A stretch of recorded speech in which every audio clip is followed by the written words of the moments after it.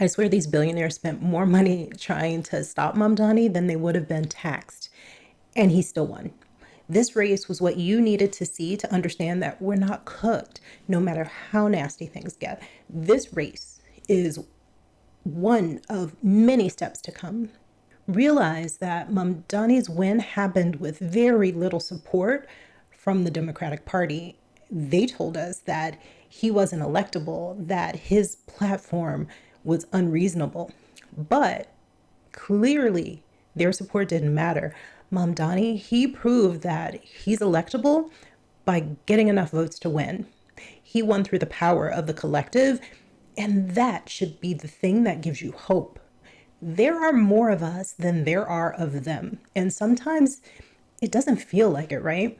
That's because we live in this system that's designed to make you feel alone. You pay for your education. You manage your health care. You are saving for retirement. You must protect your own data and your privacy. You are expected to take responsibility for your setbacks, like job loss or illness or even financial hardship, no matter what the economic conditions are or who was responsible for them. A system like this is meant to make you feel like you're not a part of something bigger. The something bigger is where your power lives. It's our power. Those billionaires who fought Mamdani's campaign, they know that. You need to know it too. When billionaires, politicians, and media share the same message, you need to pay attention. Mamdani campaigned for an additional 2% tax on income above $1 million, along with increasing the corporate tax rate to 11.5%. Now that he's been elected, they want you to question his tax plan. They want you to question the power you have by making you see the world differently from what it actually is. They want you to think that politics like his will take something from you. For decades, we've been told that if you work hard enough, you get to live a good life, but that's a myth. Even if you get a stable job, there's no promise that you can keep up with the cost of living, no matter where you live. But corporate profits keep rising. The cost of living keeps going up as well, but your wages, they somehow stay the same. In real time, we're watching the middle class move closer to poverty as the elites tell us that poverty is a choice. You know they're right, though. Poverty is a choice. If we choose not to work together, then we choose poverty. These corporations, they don't create jobs. Our demand does. These political parties don't make change. The people do. Media, it doesn't shape public opinion. Your community does. Opinions are shaped within families, in friend groups, in workplaces. Through discussion and shared information, we can reinforce or even challenge their narratives. The system that we're in depends entirely on your participation. The elites are not the source of its power. We are. So if you're feeling like Mamdani's politics won't win outside of New York City, here's some points that I want you to consider. New York City is a deep blue outlier, but transformative ideas can spread. Historically, policies that start in blue areas become popular nationwide. You can help spread those ideas. Talk about the successes of policies in your community. Post about them online. You can even host or support events that showcase positive impacts. You can volunteer. You can donate to grassroots organizations to help spread these ideas outside of big cities. Mamdani underperformed Harris, but election performance isn't only about policy. Sometimes new ideas need time to gain traction. It's more than just a Tuesday in November. It takes our participation in voter registration and turnout drives to increase engagement. It takes us volunteering for logistical and strategic support. It takes us countering defeatist narratives by reminding people that long-term movements happen one win at a time. The Democratic Socialist platform is extreme and is a Republican ad maker's dream. Attack ads are inevitable. Frankly, everything right now is being branded as radical. The thing is, progressive issues have a broad appeal. When we focus on people's problems, these ideas are just practical. We have to learn to talk about progressive policies in clear, realistic ways. We have to learn to talk about their real life benefits. We also have to reframe, maybe redefine what the word radical means. Even Mamdani had to run away from their most radical ideas. Sometimes you have to be responsive and adapt to what voters want. It's not a weakness. It builds an alliance for action.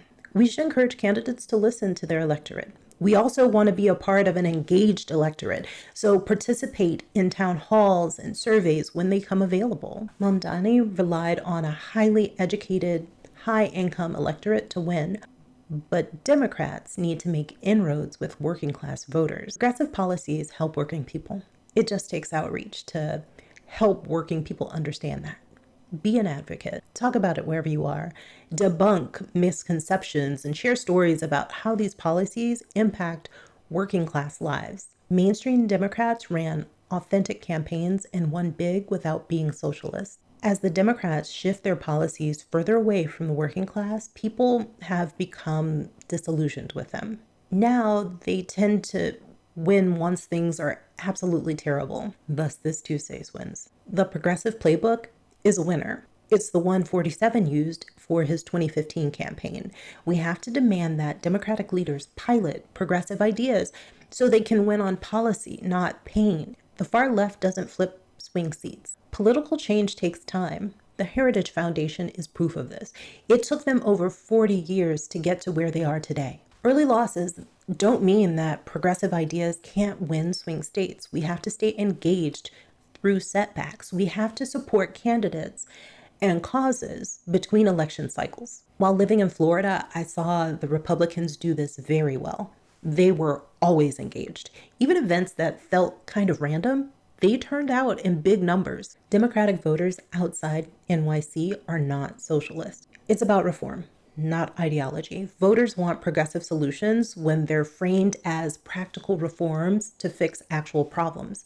We have to speak about the solution, not the label. Democratic voters want candidates who can win, not those who are ideologically pure. Electability depends on connecting with the public.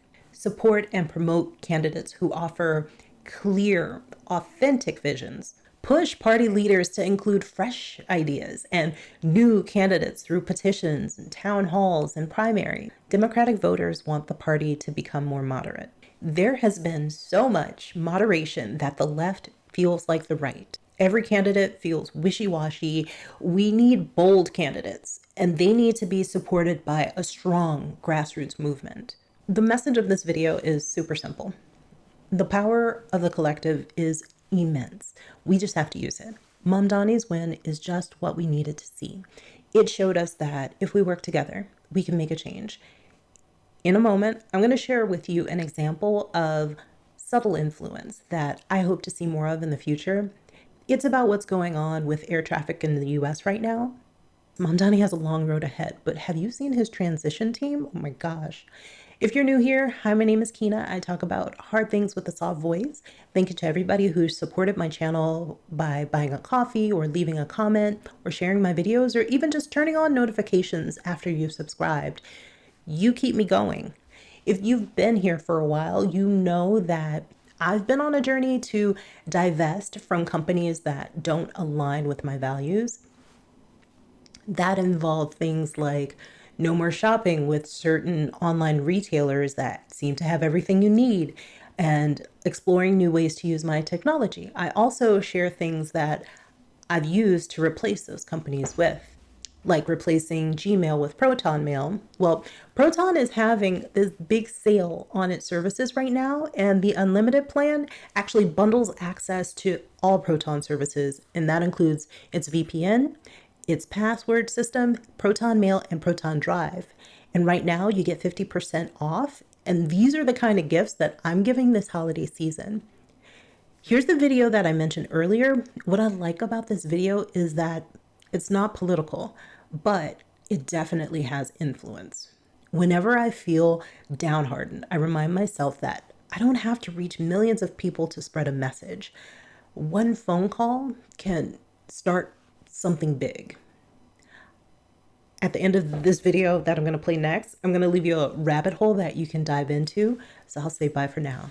Is the U.S. airspace actually going to shut down? Because that's been a pretty big talking point from Secretary Duffy, who's the Department of Transportation Secretary, over the last 24 hours. U.S. may be forced to close some airspace next week if government shutdown continues. What does that mean? Well, hello, if you're new, I'm Marcus. I'm an air traffic controller, and I'm trying to demystify air traffic control for pilots and normal people who just like aviation. Short answer to whether airspace will close is maybe. Here's a quick overview. There's three types of air traffic controllers. You have the tower controllers. They work in the tower, obviously, and they control the ground movement at an airport and the runways at an airport. So they're the guys that clear airplanes for takeoff and clear airplanes to land. And they control about a 5-mile ring around that airport, up to about 3,000 feet. Tower controllers are the most visible air traffic controller, but they control the least amount of airspace. The next type of air traffic controller is a terminal radar approach controller, or a TRACON controller. TRACON controllers work around a 50-mile ring around a main airport. So if this airport has a tower, there's the 5-mile ring, and then the TRACON controllers control everything around it up to 50 miles. To that main airport, the TRACON controller also runs arrivals and departures to satellite airports, so airports that are not the main airport. Satellite airports may have a tower or they may not have a tower. Here's the main airport, satellite, satellite, satellite. You get the picture. TRACONs normally control anywhere from the surface to 10,000 or surface to 16,000 feet, just depending on where they're located. And TRACONs control everything that's not controlled by a tower or airspace that's deemed uncontrolled. This is a map of all of the TRACONs, all those terminal radar approach controls within the United States. There's a lot of them. Now we get to what I do, which is a Air Route Traffic Control Center controller. So ARTCCs control airplanes in between airports at anything that's not considered a TRACON or a tower, or uncontrolled airspace. So from the moment you push back at the gate to the moment that you arrive at the gate, you are talking to an air traffic controller. Zoom in on Denver real quick. Now these center airspaces are gigantic, so how do you eat an elephant? One bite at a time. So they subdivide those centers into areas, or into specialties, or into sectors, and then airplanes fly between the sectors. Each sector is assigned a frequency and a radar controller. These sectors are not only divided laterally, but they're divided vertically as well. Those altitude stratifications also apply to TRACONs as well. But let's zoom in on Atlanta. And if we look at the Atlanta airspace sideways, these are the layers of the cake of air route traffic control. You have some sectors that go to the surface up to like 10,000 feet, 11,000 feet to flight level 230, flight level 240 to flight level 330, then flight level 350 to above. And again, there's different sectors within those altitude stratums, and each of those sectors gets a frequency. Now multiply that stratification across the whole United States, and that's a lot of sectors and a lot of altitudes and a lot of frequencies. And a lot of controllers that are required to work without pay manning those sectors and frequencies. So what happens when an airspace closes? Let's take a look at Albuquerque. They had a fire alarm earlier this year, and they had to shut down the airspace. When that happens, all the aircraft are routed around that center airspace, which cause delays, cause higher fuel costs for airlines because now they have to fly longer to get around that airspace. And if you're trying to depart Albuquerque, the tower and the TRACON are okay, but you can't climb, you can't go anywhere once you get out of that TRACON 50-mile bubble. Most airlines require aircraft to fly IFR, which is a type of flight rule, which means that they have to look at their instruments. And a contingency to fly IFR is you have to be talking to air traffic control because we're providing separation from other airplanes, as opposed to flying VFR or visually, where the pilot is looking outside to separate airplanes from themselves. Back to our map, let's look at Kansas City. Kansas City lost all their frequencies earlier this year as well. So again, same thing, aircraft had to be routed around Kansas City. They still were flying if they weren't originating within the Kansas City RTEC, but it was just longer and a more circular route. It was still safe, but it was just longer. So now let's look at a hypothetical flight from Atlanta to Los Angeles if some of those center sectors had to close. If some of those altitude stratum sectors had to be closed because of staffing or because of weather or the combination of both. For those of you who are regular viewers, I post the National Airspace Ops Plan every day. And part of that Ops Plan is a national en route overview. So on this specific day, there is a playbook in effect for this weather over Dallas and north of Houston. A playbook meaning all aircraft flying between this airport and this airport are rerouted on this new route. It's not like the most efficient route, but it gets you around the weather or around sector saturation or around closed airspace. So we can see here a flight from Atlanta to LA should just go straight across, but there's a lot of weather here, so they're having to route south around that weather. So when Secretary Duffy says that they may have to close airspace, it's nothing new. We do this all the time, actually. You just don't know about it. If there's weather, airplanes don't like flying in this stuff, so they basically close the airspace to make airplanes have to go around that weather. What does closing airspace do? It means that there's now more air traffic volume. There's more airplanes being pushed south around that weather and then north, which means the sectors down here become oversaturated because there's more airplanes than there should be. So here's what that looks like on our end. Sector 70, Sector 20, well, this is an old map, Sector 68 is what this is now, is red. And that means that there's more airplanes than there should be within a given time period in these sectors. So in order to combat that, traffic volume is reduced and ground delay programs are initiated